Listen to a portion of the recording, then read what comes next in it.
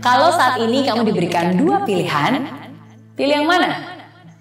Pilih menjadi orang yang selalu menerima atau orang yang selalu memberi? Saya ingin kamu menjawab pertanyaan itu dengan jujur dalam hati. Lalu, dengarkan cerita saya ini. Ada dua anak manusia yang siap dilahirkan ke dunia.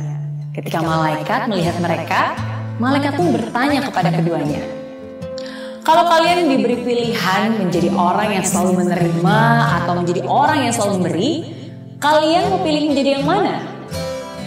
Orang pertama langsung menjawab sambil tertawa. Ya pasti saya milih untuk selalu menerima dong. Kan enak, hidup santai, nggak perlu kerja keras, nggak perlu ngapa-ngapain, semua pasti sudah terpenuhi. Tapi orang kedua dengan tenangnya menjawab, biarlah saya menjadi orang yang selalu memberi. Mendengar jawaban kedua orang ini, sang malaikat pun berkata, baiklah, kalau pilihan ini memang kehendak kalian, maka apa yang kamu minta akan kukabulkan. Dan seketika, mereka berdua lahir ke dunia. Ketika mulai dewasa, terlihat perbedaan antara kedua orang ini. Orang pertama memang selalu menerima, tanpa mampu memberi. Ya, dia adalah seorang pengemis yang hidup dari menerima belas kasih orang lain. Sedangkan orang kedua selalu memberi. Akhirnya dia menjadi orang kaya dan berlebih. Nah, sekarang balik lagi ke jawaban kamu. Kira-kira setelah mendengarkan cerita saya tadi, apakah jawaban kamu tetap sama atau berubah? Ya, kita seringkali menyamakan memberi dengan kehilangan. Kita seringkali menyamakan memberi dengan berkurang dan kerugian. Padahal tidak seperti itu pada kenyataannya. Ketika kamu bisa memberi, kamu akan menyadari bahwa kamu adalah orang yang paling beruntung. Kenapa bisa gitu?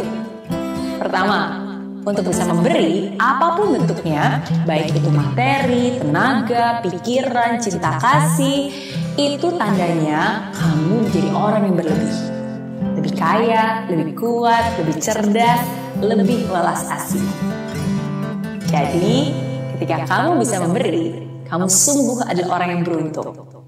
Beruntung karena hidupmu masih lebih baik daripada banyak orang di luar sana. Beruntung karena kamu masih memiliki kasih dan hati yang mau memberi. Hal kedua, di saat kita memberi, kita juga akan mendapatkan. Coba kita buktikan. Coba aja ya, coba kamu berikan senyuman terbaikmu. Apakah kamu akan dipukul atau dimarahi? Nggak mungkin kan? Malah sebaliknya, kamu akan mendapatkan perhatian, kamu akan mendapatkan simpati. Jadi, dalam memberi, tentunya memberi dengan ketulusan ya, hati kita juga akan mendapatkan balasan yang setimpal.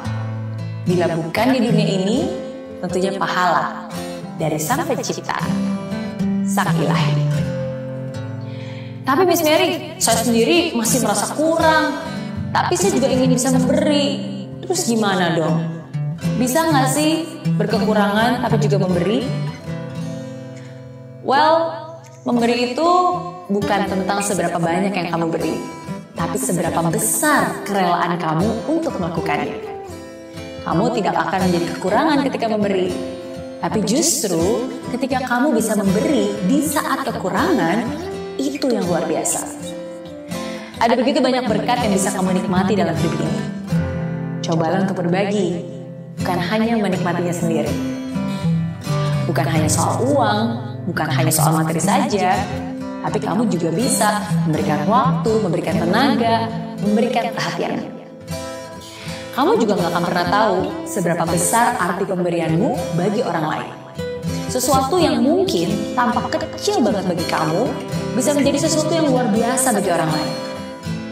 Jadi ingat ya, memberi tidak hanya bicara soal kemampuan, tapi kemauan. Memberi bukanlah untuk dilihat dan mendapat pengakuan dari orang lain, tapi ketulusan untuk memberikan yang terbaik untuk orang lain.